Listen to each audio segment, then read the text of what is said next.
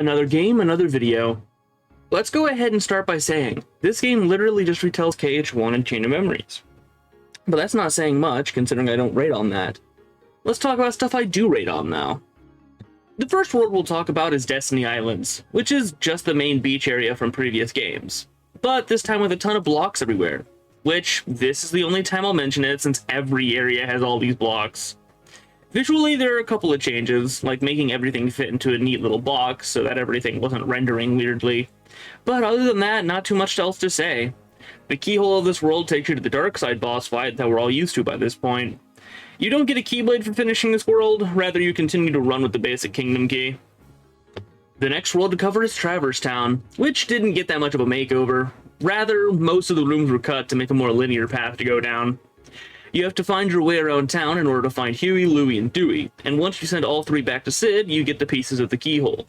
The keyhole here takes you to the game's first unique mechanic, past the combat system, which is a side-scrolling platformer that is a bit weird to get used to, but you'll want to for a later encounter with the mechanic. Whilst in this platformer, you end up fighting guard armor to seal the keyhole and stop the glitches in this world. You get Wishing Star from this world like you would in KH1 from doing the Geppetto quest line. And here comes Wonderland, which makes you run all throughout the world finding 16 points of interest, called Inklings, so you can remind Alice of what she's forgetting. Most of these Inklings are stuck behind the mazes, which, just like 358, have guards patrolling them, forcing you to sneak around or restart from the beginning. The guards here are harder to avoid, even though you can outrun them, as they do chase you as long as they know which way you went, which can lead to some BS setbacks. This world's unique mechanic for the keyhole gives you a sort of 3D auto-scrolling bullet hellish level to deal with, and even though it pains me to say this, you do indeed fight Trickmaster like this.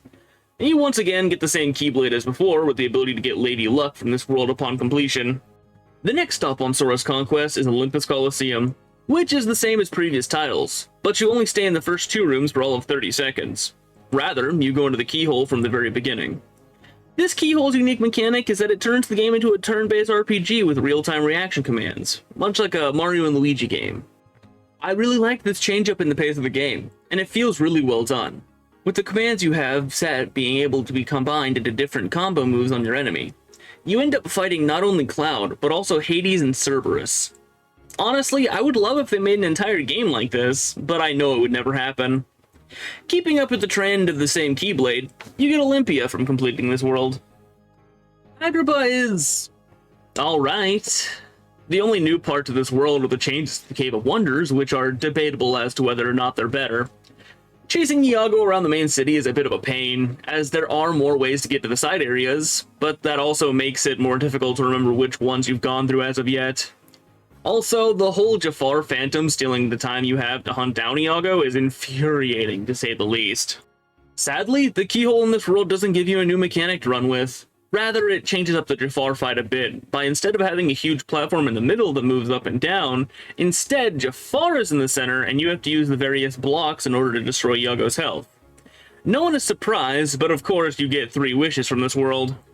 And the last original world that we're given to work with is Hollow Bastion, which is interesting to run around considering you don't have a Keyblade the first time you come here, and have to avoid damage blocks and enemies until you at least get Goofy in your party to damage things for you. It was a bit annoying at first to constantly wait for my allies to get things done, but honestly it was a cool mechanic in hindsight.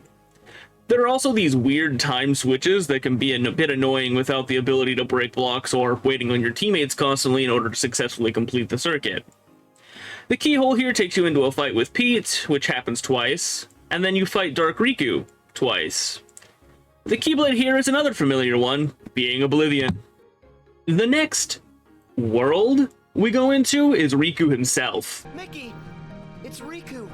They put bugs in him. We play back through all the previous worlds in a shorter version.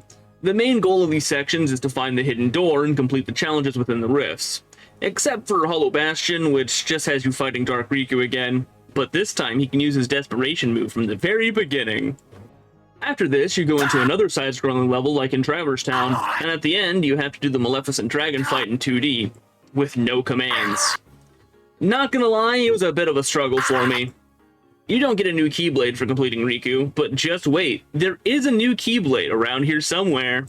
While I wouldn't consider this a world, I have to mention it somewhere, so here we are.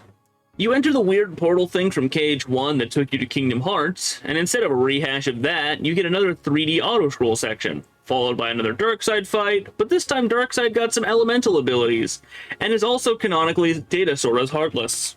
After beating the Darkseid version, you fight Sora's anti-form, which you can turn into a regular shadow with a Keyblade that Anti throws at you.